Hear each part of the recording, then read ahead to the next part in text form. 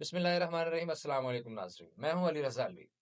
ایران نے پاکستان کے بلوچستان کے علاقے میں میزائل حملہ کیا ہے اور پاکستان نے ایران کو سنگین نتائج کی دھمکی دی ہے اور کہا ہے کہ یہ حملہ بالکل ناقابل برداشت ہے۔ اس کے علاوہ یمن کے حوثیوں نے بحر احمر میں یونان کے ایک جہاز کو نشانہ بنایا ہے جو اسرائیل جا رہا تھا۔ اور آپ کو ایک اور مزے کی بات بتاؤں کہ اب بحر احمر سے گزرنے والے جہازوں نے ایک مخصوص جھنڈے لگانے شروع کر دیے ہیں اور یہ اعلان کرنا شروع کر دیا ہے کہ ہمارا اسرائیل کے ساتھ بالکل کوئی تعلق نہیں ہے۔ اور ایران کے معاملے میں آپ کو یہ بھی بتائیں کہ جیش العدل، جیش النصر، یہ ایک دہشت گرد کچھ تنظیمیں ہیں، یہ کیا ہیں، یہ کیا کر رہی ہیں، جند اللہ کیا ہے، اس حوالے سے بھی آپ کو تفصیلات سے آگاہ کریں گے۔ اور اب اگر ابھی تک آپ نے ہمارے چینل کو سبسکرائب نہیں کیا تو چینل کو سبسکرائب کر لیں، بیل آئیکن آن کر لیں اور چیزوں کو لائک کریں تاکہ آپ کو اور ہمارا رابطہ بنا رہے۔ اور اب آپ کو ہم خبر کی طرف لے کے جاتے ہیں، اور خبر یہ ہے جناب کہ یہ تو آپ سن چکے ہیں کہ رات کو ایران نے میزائل حملہ کیا بلوچستان کے ایک علاقے پر۔ اور یہ آپ کو یہ بھی بتائیں کہ یہ 3 دنوں میں ایران کا 3 ملکوں پر تیسرا حملہ ہے۔ حیرت کی بات ہے کہ ایران کے اتنے حوصلے بلند ہیں اور اتنا ان کو پتہ نہیں کس چیز کا ایک گھمنڈ یا غرور ہے کہ انہوں نے 3 دنوں میں 3 ملکوں پر حملے کیے ہیں۔ ایک انہوں نے شام میں حملہ کیا ہے، ایک انہوں نے عراق میں حملہ کیا ہے، اور اب انہوں نے پاکستان میں حملہ کیا ہے۔ جو انہوں نے شام میں حملہ کیا اس میں انہوں نے کہا کہ ہم نے ملت اسلامیہ جو دہشت گرد تنظیم ہے اس کو نشانہ بنایا ہے۔ بالکل ہم اس کی سپورٹ کر رہے تھے کہ بہت اچھا کیا آپ نے، ماشاءاللہ، زبردست۔ پھر یہ پتا چلا جی کہ عراق میں انہوں نے موساد کے ہیڈ کوارٹر پر حملہ کیا ہے۔ وہ بہت بڑا گڑھ تھا، وہاں سے موساد جو ہے وہ اوور آل ساری ایکٹیویٹیز کو مانیٹر کر رہا تھا، واچ کر رہا تھا، وہیں سے چیزیں اسائن ہو رہی تھیں دہشت گردی کے لیے عراق میں، شام میں، یمن میں، تو اس کو نشانہ بنایا۔ ویری گڈ، ویل ڈن، بڑا اچھا کیا۔ لیکن یہ آپ کو کس نے کہا کہ آپ پاکستان کی سرزمین پر حملہ کریں گے؟ اپنا منہ تے دیکھو، شرم آنی چاہیے کہ ہم کہیں کہ برادر اسلامی ملک ہے اور برادر اسلامی ملک ہماری سرزمین پر حملے کرے تو یہ پاکستان کے کسی بھی شخص کے لیے قابل قبول بالکل نہیں ہوگا۔ تو اب یہ جو حملہ کیا گیا اس میں یہ کہا گیا کہ یہ سبز کوہ نامی ایک سرحدی گاؤں میں حملہ ہوا ہے، اور یہ حملہ پنجگور شہر سے 90 کلومیٹر دور ایرانی سرحد کے قریب کیا گیا ہے۔ اس حملے میں یہ ہوا ہے کہ ان کا کہنا یہ ہے، ایران نے جو خبر دی، ایران کے جو نیوز ایجنسیز ہیں ان کے حوالے سے جو ہمیں خبر آئی ہے اس میں یہ بتایا گیا، انہوں نے کہا ہے کہ یہاں جیش العدل کا ٹھکانہ تھا ایک بہت بڑا، اور اس ٹھکانے کے اوپر حملہ کیا گیا ہے، اور وہاں یہ جو رپورٹ آئی ہے کہ اس میں کچھ لوگ زخمی ہوئے ہیں، کسی کے مارے جانے کی اطلاع کوئی نہیں آئی۔ یہ ایرانی میڈیا کی رپورٹ ہے، جبکہ پاکستانی دفتر خارجہ کا کہنا یہ ہے کہ اس حملے میں 2 معصوم بچے جاں بحق ہوئے ہیں اور 3 بچیاں زخمی ہوئی ہیں۔ پاکستان نے کہا ہے جناب کہ یہ فضائی حدود کی بلا اشتعال خلاف ورزی جو ہے، اور یہ پاکستانی حدود میں جو حملہ ہے اس کی ہم پرزور سختی سے مذمت کرتے ہیں۔ اس حوالے سے ایرانی ناظم الامور کو بھی دفتر خارجہ میں طلب کر لیا گیا ہے، اور تہران میں بھی ہمارے پاکستان کے جو وہاں موجود ہیں ہمارے ناظم الامور، انہوں نے وہاں ایرانی وزارت خارجہ سے بھی شدید احتجاج کیا ہے اور اس کے اوپر مذمت کی ہے۔ اب ایران کے حملے کے حوالے سے پاکستان کا یہ بھی کہنا تھا کہ ایران کے متعدد چینلز رابطے کے متعدد چینلز ہمارے موجود ہیں، ان چینلز کی موجودگی کے باوجود آپ نے یہ حملہ نہیں ہونا چاہیے تھا، اور کوئی اگر ایسا مسئلہ تھا تو اس کو دیکھا جا سکتا تھا۔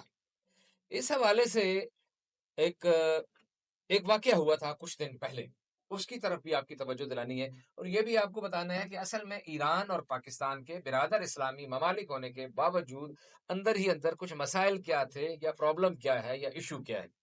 ایران کی طرف سے یہ بارہا یہ کہا جاتا رہا ہے کہ ان کے علاقوں میں، بلوچستان اور سیستان کے علاقوں میں دہشت گردی کے جو حملے ہوتے ہیں وہ دہشت گرد بھاگ کر پاکستان کے سرحدی علاقوں میں پناہ لے لیتے ہیں۔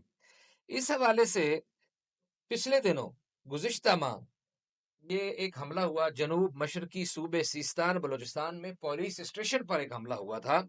اس حملے میں 11 ایرانی پولیس اہلکار مارے گئے تھے، اور اس حوالے سے ارنا نے اس وقت، ایرانی نیوز ایجنسی ارنا نے خبر دی تھی کہ ابتدائی تحقیقات سے پتہ چلا ہے کہ حملہ آور جو ہیں وہ جو دہشت گردی والے وہ پاکستان سے آئے تھے۔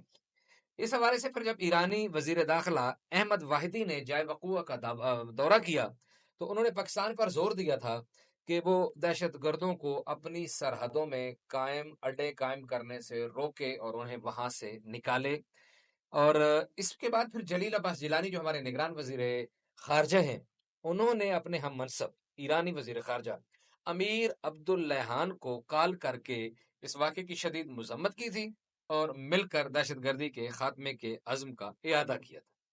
اس سے پہلے بھی 23 جولائی کو 4 ایرانی پولیس اہلکاروں کو نشانہ بنایا گیا تھا.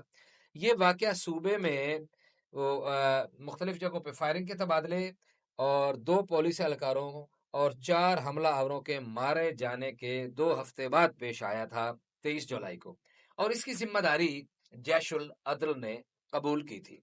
اب آپ پوچھیں گے جناب علی رضا الوی صاحب یہ بھی بتائیے جیش العدل کس بیماری کا نام ہے، یہ کیا بلا ہے؟ جیش العدل جو ہے یہ ایک دہشت گرد تنظیم ہے. یہ اس کا مرکز جو ہے یہ ایران کا صوبہ بلوچستان ہے، اور سیستان اور بلوچستان.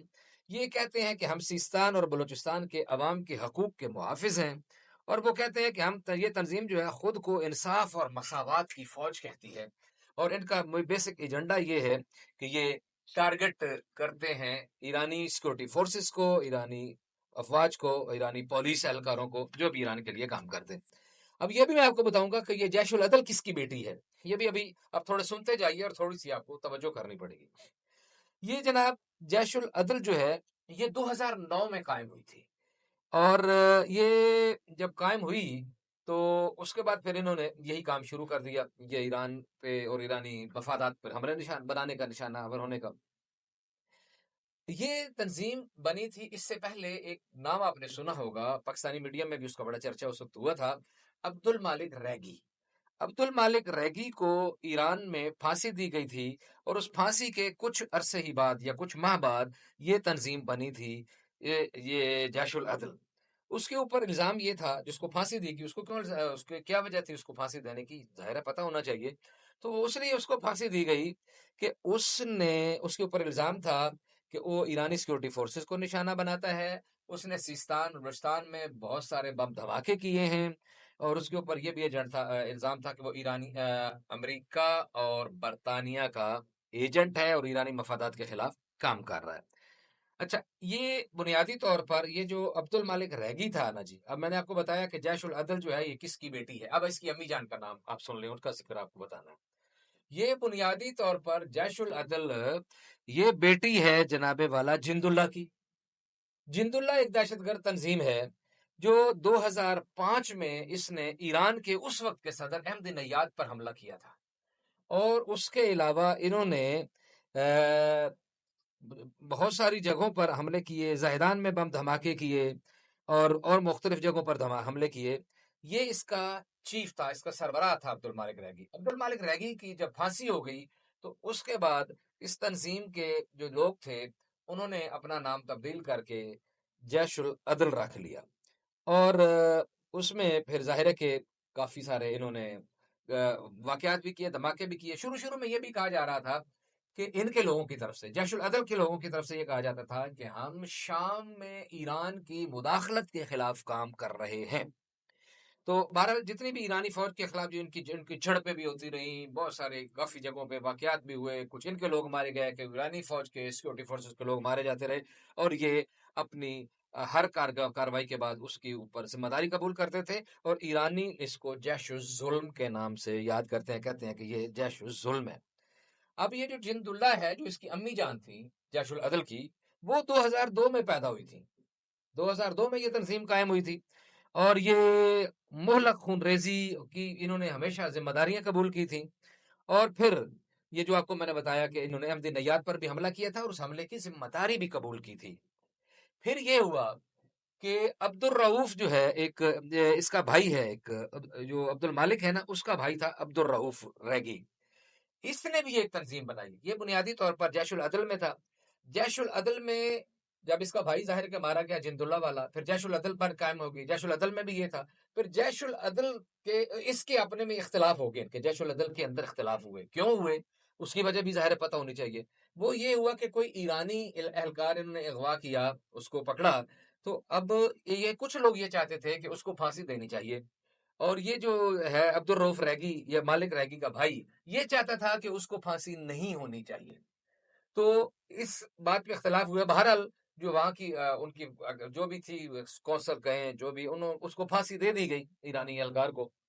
اس کے بعد ان میں یہ اس بات سے اختلاف شروع ہونے والا، بہت تیزی سے اختلاف بڑھا، اور جب بہت شدید اختلاف ہو گیا تو پھر عبد المالک کے بھائی عبدالرؤف ریگی نے 2013 میں جیش العدل سے علیحدگی اختیار کر کے ایک نئی تنظیم بنائی جس کا نام تھا جیش النصر. اب آپ کہہ دیں کہ یہ شاید جیش العدل کی بھی بیٹی تھی جس کی نانی جند اللہ. تو یہ جیش النصر بنی. جب جیش النصر بنی تو اس نے بھی پھر وہی کام شروع کیا، ایرانیوں پر حملے، یہ وہ سارے معاملات. پھر عبدالرؤف ریگی جو ہے 2013 میں ہلاک ہو گیا، اور اس کے ساتھ اس کا بھتیجا بھی مارا گیا تھا، اس کا نام تھا ابو بکر ریگی. یہ دونوں مارے گئے تھے. اور اس وقت ایرانی جو ہے نا میڈیا، ارنا، العالم، فارس، ان کی جو نیوز ایجنسیز ہیں، انہوں نے یہ خبر دی تھی کہ انہوں نے یہ کہا تھا کہ یہ اندر کے ان کا اپنا جھگڑا ہے جیش العدل کا، اور اندرونی بغاوت کے نتیجے میں یہ مارے گئے ہیں. اور انہوں نے یہی کہا تھا کہ ان کو جیش العدل کے لوگوں نے مارا ہے. خدا جاتا بہتر جانتا ہے وہ کون کس نے مارا تھا، لیکن یہ اس وقت یہ چیزیں رپورٹ ہوئی تھی.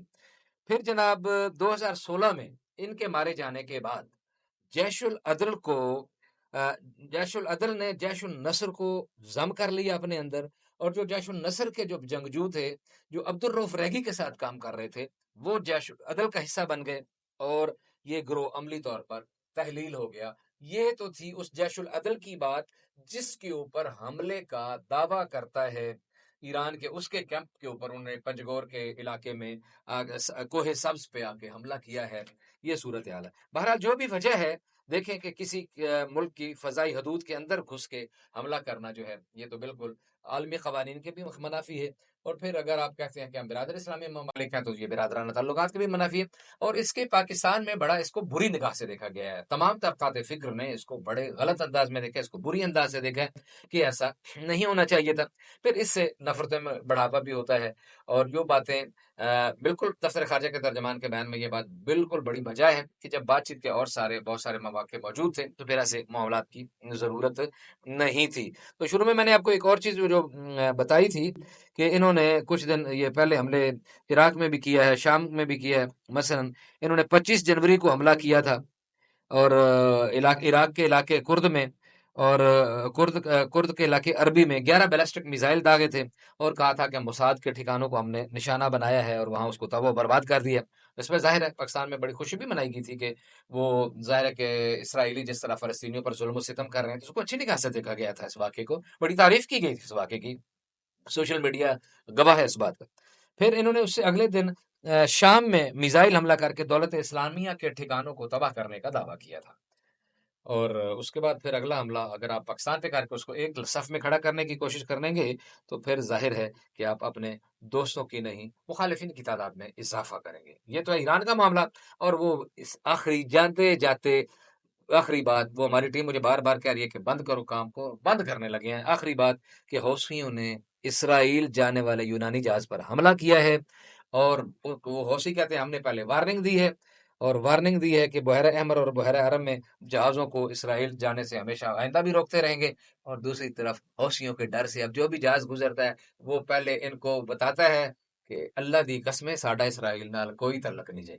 یہ جو خوف کی ایک فضا پیدا ہوئی ہے، یہ یقیناً عالم اسلام کے لیے فخر کی بات ہے. اور اگر ابھی تک بھی آپ نے اس چینل کو سبسکرائب نہیں کیا تو ضرور سبسکرائب کر لیں تاکہ آپ کو ہمارا رابطہ بنا رہے. علی رضا کو اجازت دیجیے. اللہ